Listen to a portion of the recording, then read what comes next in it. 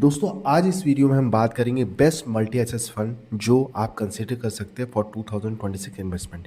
यहाँ company equity में निवेश करती है, कुछ पोर्शन गोल्ड में निवेश किया जाता है, कुछ पोर्शन सिल्वर में निवेश किया जाता है, कुछ पोर्शन यहाँ कंपनी रियल एस्टेट में निवेश करती है और यहाँ पर स्टेबिलिटी के लिए डेट में भी निवेश किया जाता है।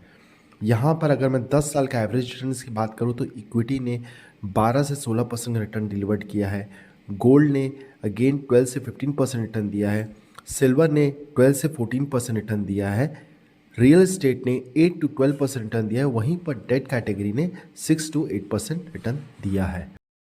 दोस्तों अब बात करेंगे मेथड जिसके बेस पे हम पता करेंगे बेस्ट मल्टी एसेट्स फंड।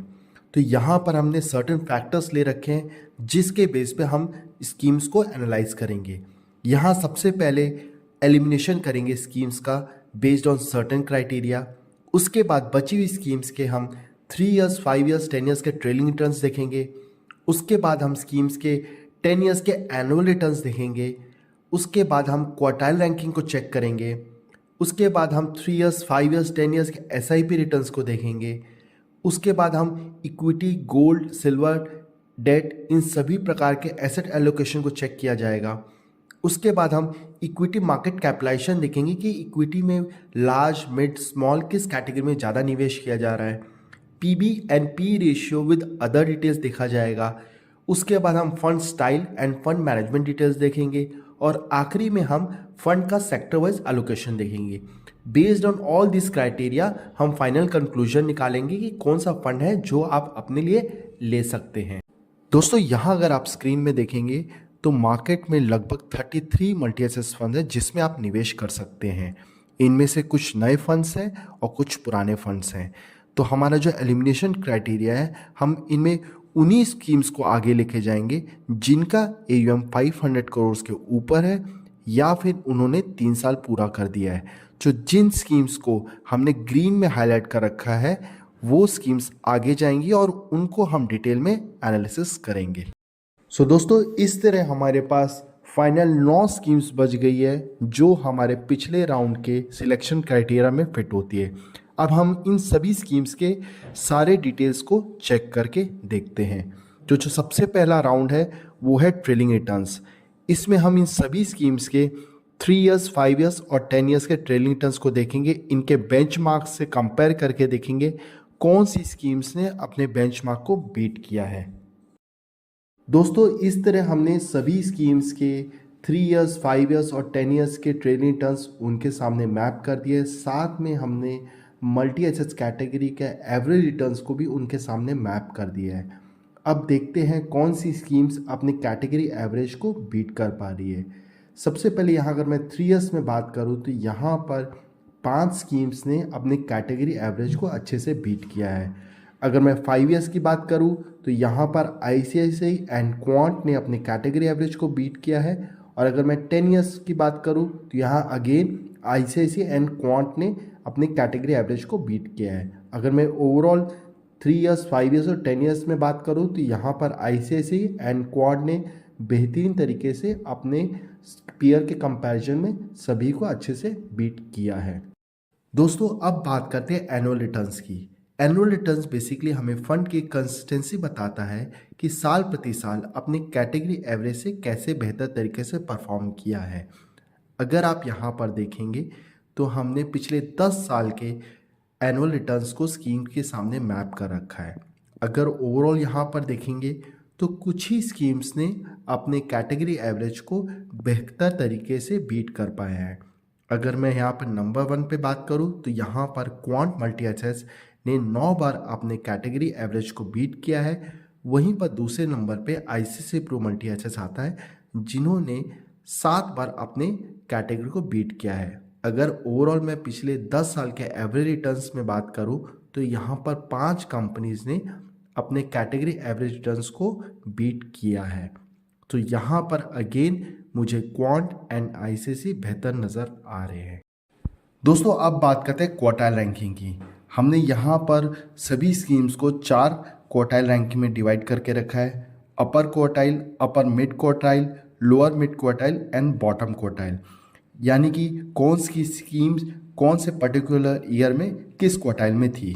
तो चलिए यहाँ पर देखते हैं कौन सी स्कीम्स कहाँ पर स्टैंड करती है। तो यहाँ दोस्तों अगर आप देखेंगे तो बड़ौदा, निप्पॉन और टाटा को बहुत समय नहीं हुआ है, इसलिए हमारे पास उसका डेटा उतना अवेलेबल नहीं है। वहीं पर अगर आप देखेंगे एक्सिस एंड यूटीआई का जो क्वार्टाइल रैंकिंग में बॉटम में ज़्यादा समय रहे कंपेयर्ड विद अपर मिड और अपर क्वार्टाइल। अगर मैं यहाँ ओवरऑल एचडीएफसी को देखूँ तो ना वह अपर में रहे ना बॉटम में, एक ओवरऑल एवरेज परफॉर्मेंस के साथ दिख रहा है। अगर मैं ओवरऑल यहाँ पर देखूँ तो आईसीआईसी एंड क्वांट मुझे बेहतर नज़र आ रहे हैं with the recent good performance. तो यहाँ पर अगर क्वार्टाइल रैंकिंग भी देखूँ तो ICICI and Quant is better. दोस्तों अब बात करते हैं एसआईपी की, यानी कि सिस्टमेटिक इन्वेस्टमेंट प्लान, जिसमें आप हर महीने थोड़ा थोड़ा पैसा जमा करके एक लॉन्ग टर्म वेल्थ क्रिएट करते हैं। तो चलिए देखते हैं इन स्कीम्स के थ्रू कैसे आपको लॉन्ग टर्म ग्रोथ मिलता है। तो यहाँ पर हमने सभी स्कीम के सामने 3 इयर्स, 5 इयर्स एंड 10 इयर्स के एसआईपी रिटर्न्स को मैप कर दिया है। अगर मैं यहाँ पर 3 इयर्स में देखूँ तो यहाँ पर आईसीआईसीआई, निप्पॉन एंड क्वांट ने बेहतर तरीके से रिटर्न्स दिया है compare with other mutual fund. अगर मैं 5 इयर्स की बात करूँ तो again ICICI, Nippon and quant ने अच्छे रिटर्न्स दिए कंपेयर विद अदर कंपनीज। अगर मैं 10 इयर्स की बात करूँ तो यहाँ पर अगेन आईसीआईसीआई एंड क्वांट बेहतर नज़र आ रहे हैं। हालांकि यहाँ पर निप्पॉन के रिटर्न्स हमें नहीं दिख रहे क्योंकि उस समय ये फंड लॉन्च नहीं हुआ था। दोस्तों अब बात करते हैं एसेट एलोकेशन की, यानी कि किस फंड ने किस एसेट में कितना एलोकेशन करके रखा है। अगर यहाँ आप देखेंगे तो इक्विटी एलोकेशन में एचडीएफसी एंड एसबीआई ने कम एलोकेशन करके रखा है कंपेयर्ड विद अदर फंड्स।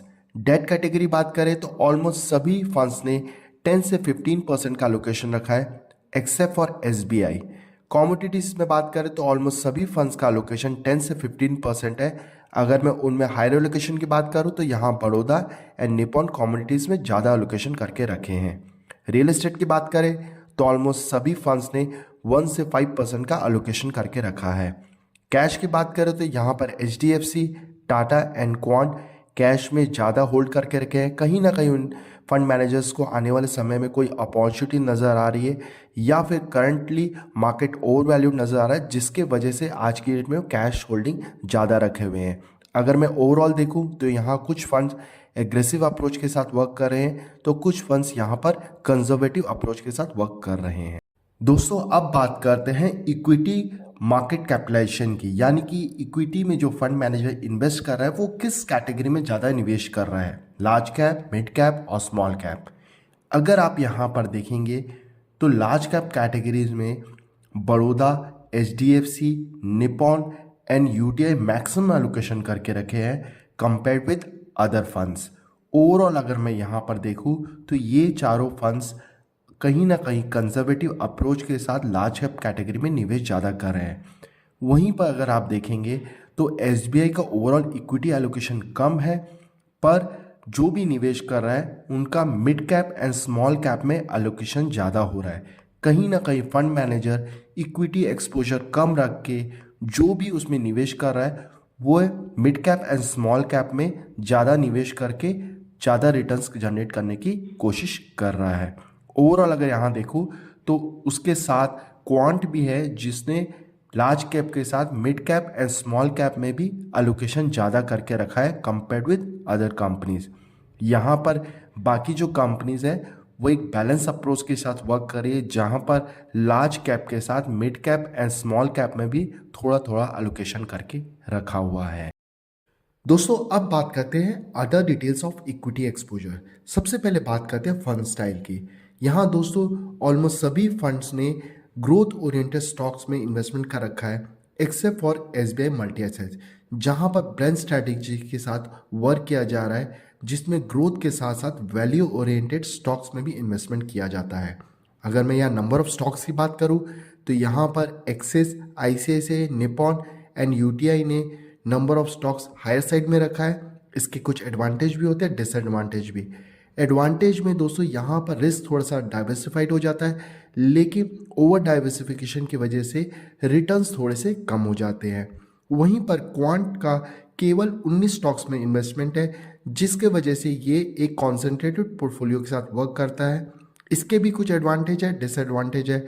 अगर इनमें से कोई भी स्टॉक्स खराब परफॉर्म करता है तो ओवरऑल पूरे पोर्टफोलियो पे इम्पैक्ट आता है। वहीं पर अगर सभी स्टॉक्स अच्छे परफॉर्म करते हैं तो ये बाकी के कंपैरिजन बेहतर परफॉर्मेंस देते हैं। अगर मैं यहाँ पर पीबी एंड पी रेशियो की बात करूँ तो यहाँ पर एक्सिस एंड यूटीआई का PB and P ratios on a higher side because of the high growth oriented stocks. वहीं पर एसबीआई मल्टी एसेट्स का PB and P ratio is on a lower side because of the blend strategy, जहां पर company growth के साथ साथ value oriented stocks में भी इन्वेस्टमेंट कर रही है।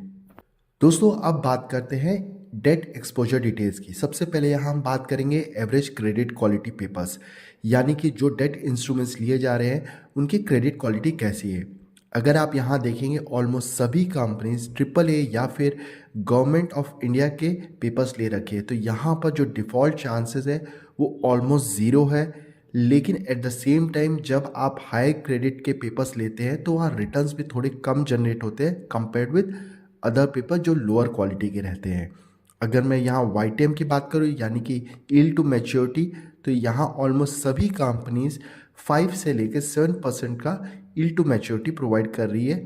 अगर यहाँ मैं एवरेज मैच्योरिटी की बात करूँ तो यहाँ पर कुछ कंपनीज के average maturity is on a lower side, वहीं पर कुछ कंपनीज के average maturity is on a higher side. जहाँ पर हायर साइड की मैच्योरिटी होती है वहाँ पर थोड़ी वॉलीटिलिटी देखी जाती है जब भी कोई डेट मार्केट में वॉलीटिलिटी आती है। वहीं पर जब मार्केट में थोड़े से इंटरेस्ट नीचे होते हैं तो ये फंड्स ज़्यादा परफॉर्म करते हैं कंपेयर्ड विद फंड जिनके average maturity is on a lower side. अब बात करते हैं सेक्टर वाइज इक्विटी एक्सपोजर। तो यहाँ अगर आप दोस्तों देखेंगे तो ऑलमोस्ट सभी कंपनीज के जो टॉप 4 सेक्टर्स हैं वो है financial, technology, consumer discretionary and energy. ये चारों सेक्टर्स हर इकोनॉमी के बैकबोन होते हैं and because of the valuation also ये सभी सेक्टर्स सभी फंड मैनेजर के फेवरेट है। तो यहाँ पर अगर आप ओवरऑल आप देखेंगे तो सभी फंड मैनेजर सभी सेक्टर्स में अपना थोड़ा थोड़ा एक्सपोजर रखे हुए हैं एक्सेप्ट फॉर क्वांट, जहाँ पर वह केवल 6 सेक्टर्स में अपना ओवरऑल पूरा इक्विटी एक्सपोजर लेके रखे हुए हैं। दोस्तों after considering all the factors, यहाँ पर 2 ऐसे फंड्स हैं जिनमें आप निवेश कर सकते हैं। पहले नंबर पे है Quant multi assets fund and दूसरे नंबर पे है ICICI Pru multi assets fund. अगर किसी व्यक्ति को हाई रिटर्न्स चाहिए ओवर कैटेगरी एवरेज, एक डिफरेंट इन्वेस्टमेंट अप्रोच के साथ जाना चाहता है विद अ कॉन्सेंट्रेटेड पोर्टफोलियो, तो क्वांट मल्टी एसेट्स में इन्वेस्ट कर सकता है। वहीं पर अगर कोई व्यक्ति एक एक्सपीरियंस फंड मैनेजमेंट टीम चाह रहा है, एक बैलेंस अप्रोच चाह रहा है towards asset allocation with a moderate risk and above average returns, तो वह आईसीआईसीआई प्रू मल्टी एसेट्स में जा सकता है। अब आप हमें नीचे कमेंट बॉक्स में बताएं आप कौन सा फंड इसमें इन्वेस्ट करना चाहेंगे। साथ में दोस्तों अगर आप कोई और एनालिसिस चाहते हैं तो नीचे कमेंट बॉक्स में बताइए, हम आपके लिए वो एनालिसिस आने वाले वीडियो में ज़रूर देंगे।